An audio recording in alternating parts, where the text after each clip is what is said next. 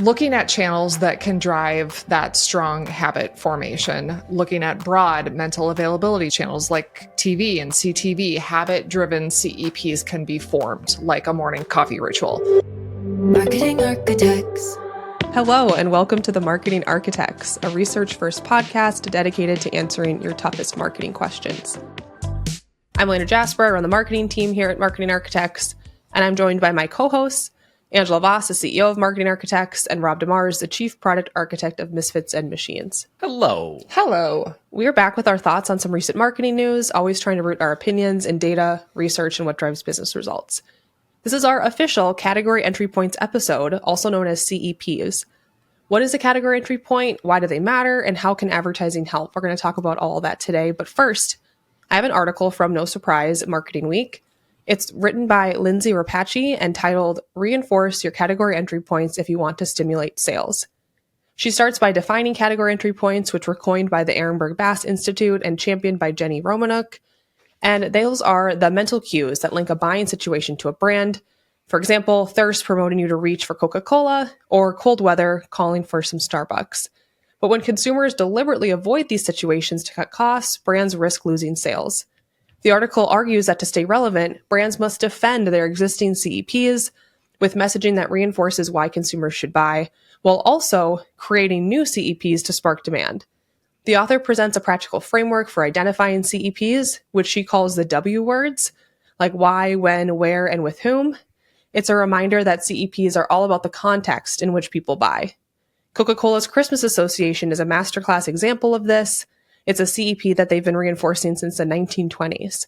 She believes that to really drive sales, brands should pair broad-reaching CEPs with broad-reaching media like TV and out-of-home, which creates strong mental availability when it matters the most. And I like that article because I think it tells a nice story about what category entry points are, and I always appreciate a framework.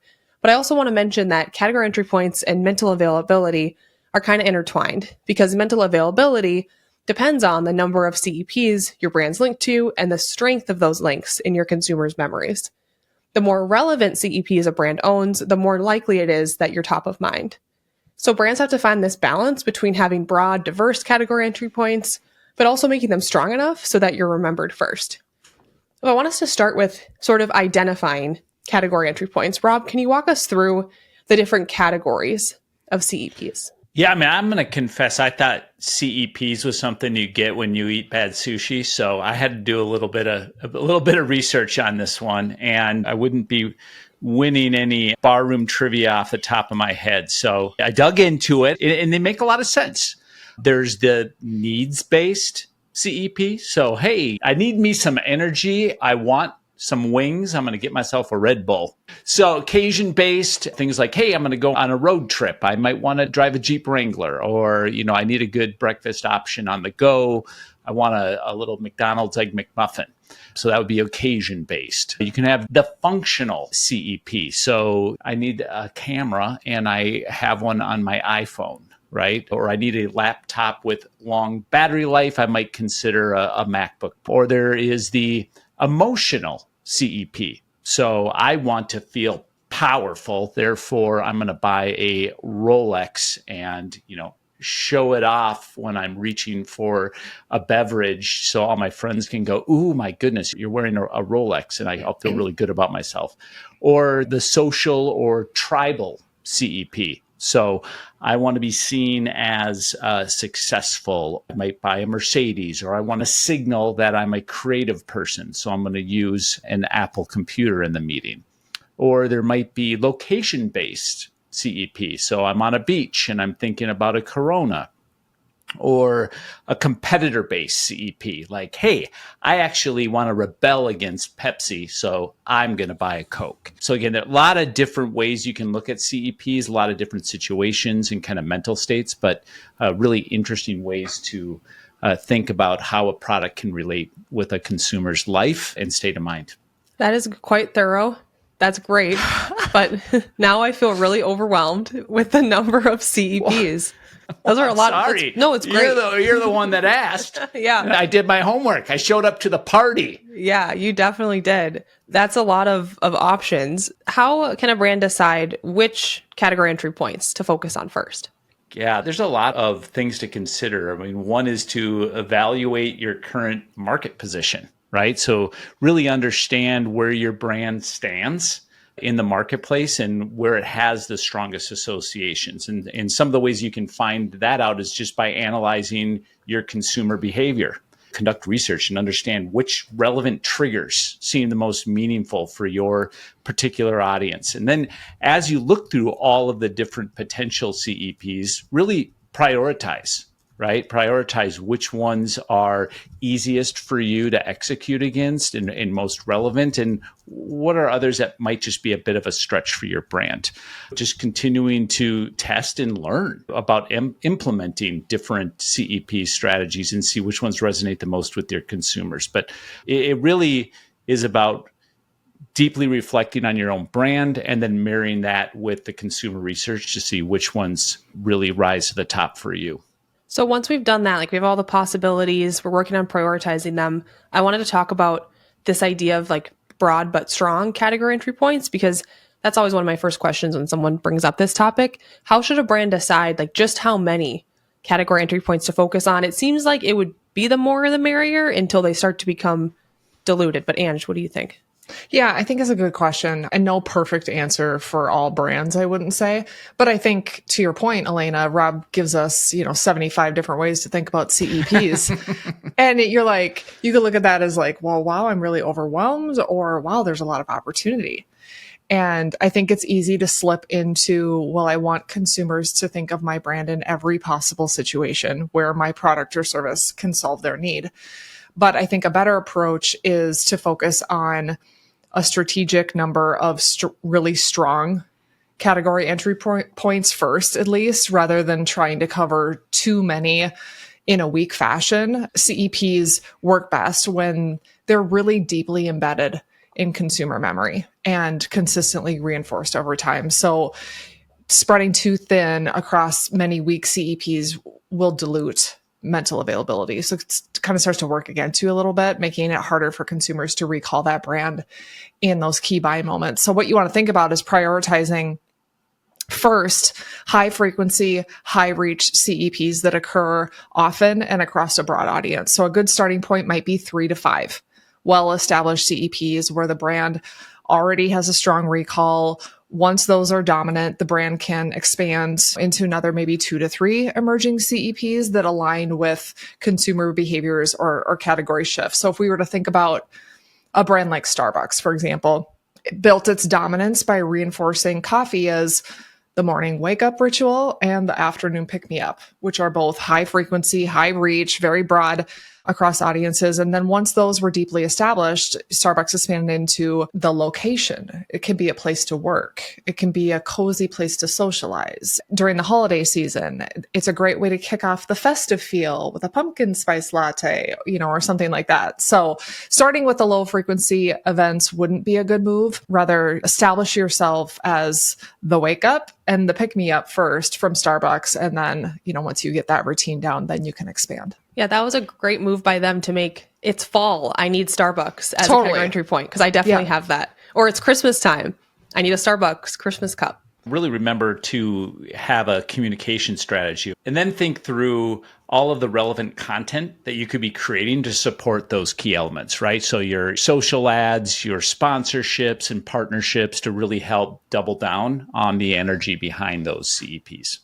Yeah, absolutely. I mean, messaging would be unique in a lot of those situations, right? Versus just, well, we've got kind of one brand message or brand promise that we put out there and we're going to do it no matter what the category entry point is. I think another fun topic is, I agree with you, Ange. I think that's the best way to do it. Like map out the possibilities and then what of the highest reach, most frequent purchases, prioritize those. But I think it's also fun to think about in my category, who currently owns the category entry points? How easy might it be to take it over?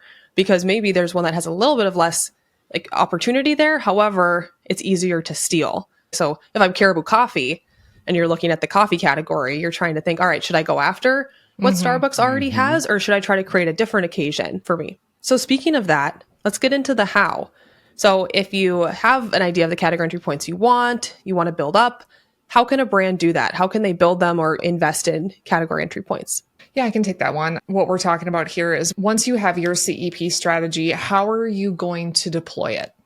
And what marketing channels might make sense? So maybe just continuing the conversation about Starbucks, for an example, we're focused on broad and strong category entry points, and we should be thinking that way then from a media standpoint as well. So looking at channels that can drive that strong habit formation, looking at broad mental availability channels like TV and CTV, habit-driven CEPs can be formed like a morning coffee ritual. I think beyond that, trying to get yourself embedded in those daily routines, you could also be looking at channels like an out of home. Why? Because advertising physically is placed in high traffic areas where potentially for a Starbucks coffee buying moments might happen, be it a billboard or, something on a sidewalk display. Then I think beyond that, it's trying to identify what are these like micro moment opportunities, where do those exist across streaming, across digital, potentially on YouTube. So like a Starbucks can insert itself into moments where consumers are already thinking about food and beverage. It could be pre-roll ads before your morning exercise routine or work from home content, that you're reviewing in the morning. So whatever that morning ritual might be, a YouTube ad featuring a person grabbing a Starbucks before a big presentation, reinforcing like coffee for confidence, something like that. And then I think additionally, assuming that pricing is competitive, investing in media channels that align with when and where that category entry point naturally occurs can also be a good move. If we're Doritos and we know an identified category entry point is snacking during NFL football, then it might make sense to communicate that during NFL football to consumers. God, those are all really good. And then how do you continue to monitor and adapt, right? Just, continue to listen, get the signals and go, okay, we're making progress on this one, or this one's not resonating. We covered a study on a Nerd Alert a couple weeks ago about Super Bowl ads. And I think category entry points, the importance of them is clear in the study. Because remember, Rob, they were saying that the best performing Super Bowl ads were ones that were really linked to like the relevance of the Super Bowl. So it was a lot of like beer commercials, and they associated themselves like, hey, when you think of sports, think of our brand. And so a lot of beer brands did well, some sodas, snacks, which makes sense because it's easier for them to be associated with that category entry point, which is maybe why those ads do so well. Well, I thought that some examples would be fun to bring during this episode. So we all came prepared with one brand that we think does a really nice job with category entry points. And I'm going to kick us off with one that I think we had to mention, which is Coca-Cola. I know that they're like the typical category entry point example, but I think they might be the best example. They've spent decades linking Coke to refreshment. So they own that, I'm thirsty on a hot day category entry point. They also own celebrations. They started their iconic Christmas campaigns with Santa Claus back in the 1920s, linking themselves to the holidays, and they continue to invest in that category entry point every year. They've also tied themselves to meals. Have you noticed how McDonald's, they always offer a Coke with your burger? And let's not forget about entertainment and sports, like the Super Bowl. If you're at the movies, a sporting event, what drink do you think of? It might just be a Coke. I found that they even have a category entry point at endurance events like triathlons. They offer that Coke as a drink during like the full or half marathon to keep you going until the end.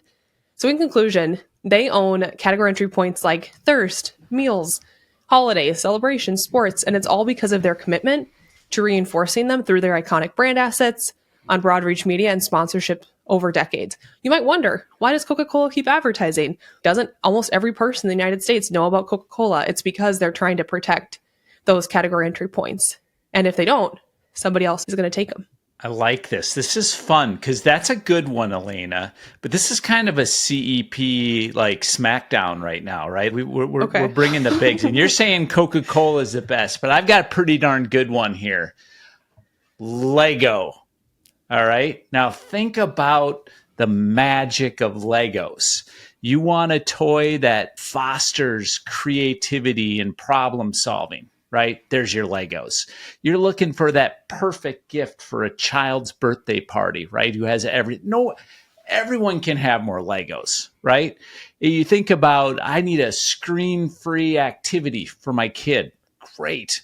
I want a relaxing hobby for myself. Like I'm an adult and I could use Legos, right? You think about, you want something that can impress your friends, right? You want to be able to build that, stroke your ego. There's Legos right there. So they just do such a good job with product diversification. To, you think about all the different properties and versions they have of Legos, or advanced Legos or science Legos, all the way down to just those really simple toys. It's goodness for everybody, right? Except when you step on them. I was going to say, yeah.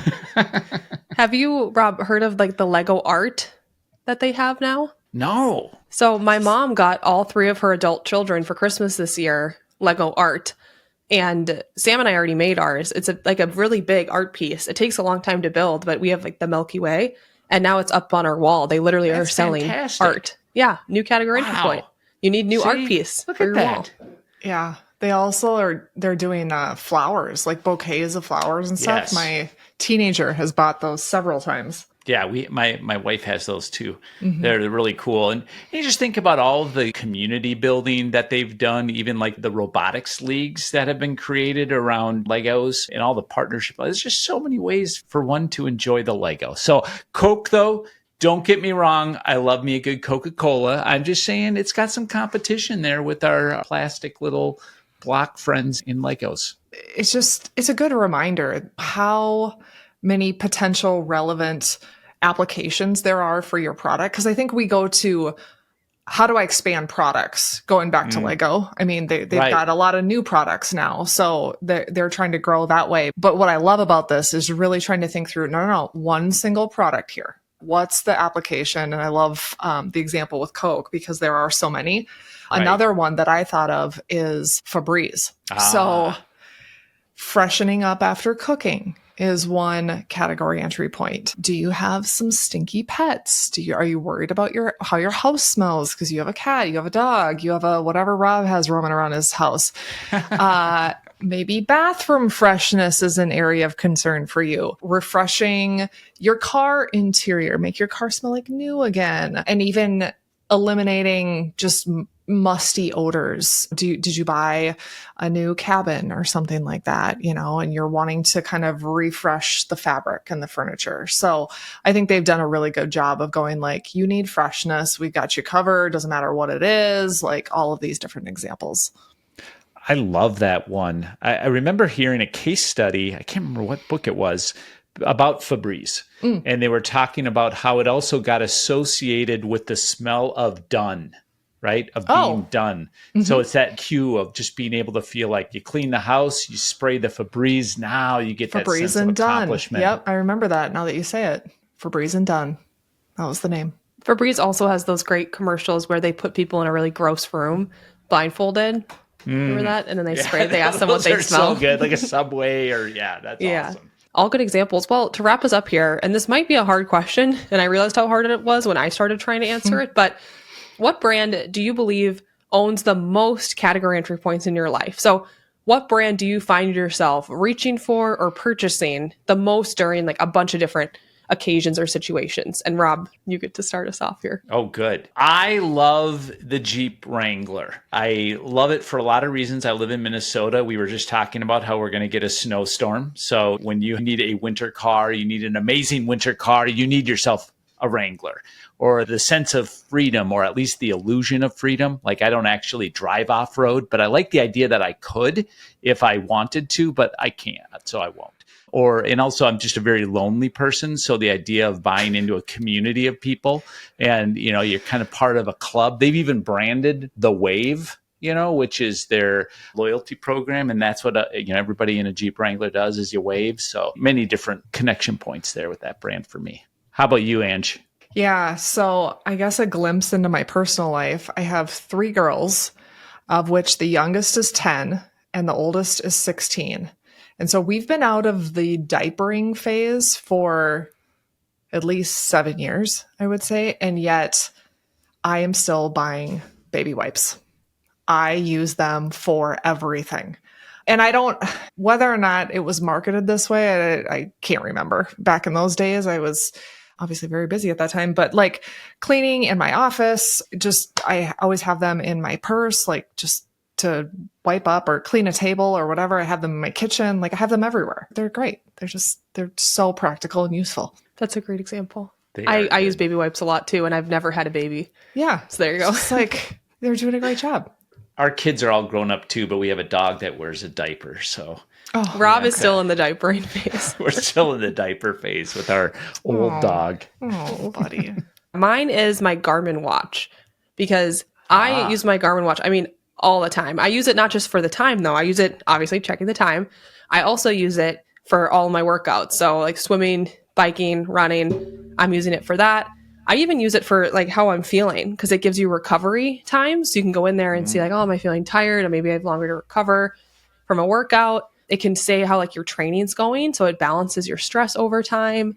So yeah, just a lot more than a watch. I think I find myself reaching to it. When I'm bored, I go on my Garmin watch sometimes. So just a lot of different occasions for it. Nice. Great examples. All right. Well, that was our category entry points episode. Kind of fun. Was it everything you hoped for? And Rob, I know you're very excited. Ange loves a category entry point. I really do. Could be one of the most under-leveraged marketing effectiveness principles in marketing. I don't know. We should debate that. I don't know. I learned that I shouldn't do so much homework. I thought, show up prepared, and then I show up prepared and I get mocked. So there you go. I got to remember to forget some of the questions like I normally do. No, you did a good job. I was just using that as like a transition into the next question, Rob. You did great. You crushed it. Oh, crushed it. That's it for this episode of The Marketing Architects. We'd like to thank Taylor De Los Reyes for producing the show. You can connect with us on LinkedIn, and if you like the podcast, please leave us a review. Now go forth and build great marketing. What the hell does that mean? I wrote something out and I have no idea what that means. I don't know. I realized I jumped in too early, so I'm all kinds of goofed up myself. So Oh, okay. No worries. No, you know how you make notes for yourself and you're like, oh, you should bring up that. And then all of a sudden you look back at it and go, I have no idea what that means. Sometimes I wake up from a dream and I write something down, and then you wake up the next morning. And I thought at the moment, I'm like, there's no way I won't know what that means. Because I have no idea. Marketing Architects.